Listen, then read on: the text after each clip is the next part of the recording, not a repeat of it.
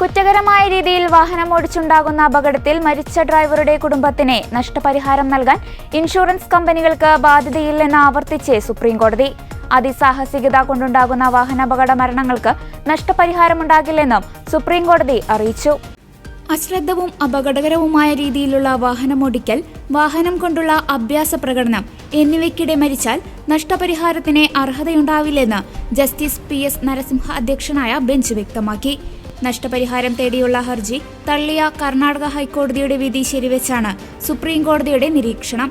2014 June 18 കർണാടകയിൽ വാഹനാപകടത്തിൽ മരിച്ച NS രവിഷായുടെ കുടുംബത്തിന് നഷ്ടപരിഹാരം വേണമെന്ന ആവശ്യമാണ് തള്ളിയത്. ഗതാഗത നിയമങ്ങൾ ലംഘിച്ച് അതിവേഗത്തിൽ അശ്രദ്ധമായാണ് രവിഷ വാഹനമോടിച്ചതെന്ന് കോടതി ചൂണ്ടിക്കാട്ടി. വാഹനം റോഡിൽ കീഴ്മേൽ മറിഞ്ഞു. പ്രതിമാസം 3 ലക്ഷം രൂപ വരുമാനമുള്ള കോൺട്രാക്ടറാണ് രവിഷ എന്നും അതിനാൽ 80 ലക്ഷം രൂപ നഷ്ടപരിഹാരം വേണമെന്നുമാണ് മോട്ടോർ വാഹനാപകട ട്രിബ്യൂണലിന് മുൻപാകെ കുടുംബം ആവശ്യപ്പെട്ടത്. എന്നാൽ ഈ ആവശ്യം തള്ളിയാണ് സുപ്രീംകോടതി സുപ്രധാനമായ ഈ നിർദ്ദേശം നൽകിയിരിക്കുന്നത്.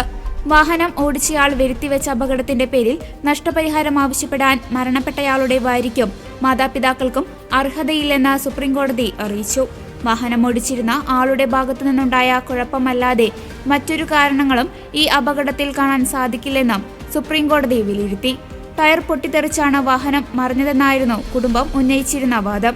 എന്നാൽ രവിഷ അതിസാഹസികമായി വാഹനമോടിച്ചത് കൊണ്ടുണ്ടായ അപകടമാണെന്നായിരുന്നു പോലീസ് സമർപ്പിച്ച റിപ്പോർട്ട്. ഇതിന്റെ അടിസ്ഥാനത്തിൽ മോട്ടോർ വാഹനാപകട ട്രൈബ്യൂണൽ നഷ്ടപരിഹാരത്തിനുള്ള അപേക്ഷ തള്ളിയിരുന്നു. പിന്നീട് കർണാടക ഹൈക്കോടതിയും ഈ ഹർജി തള്ളിയിരുന്നു.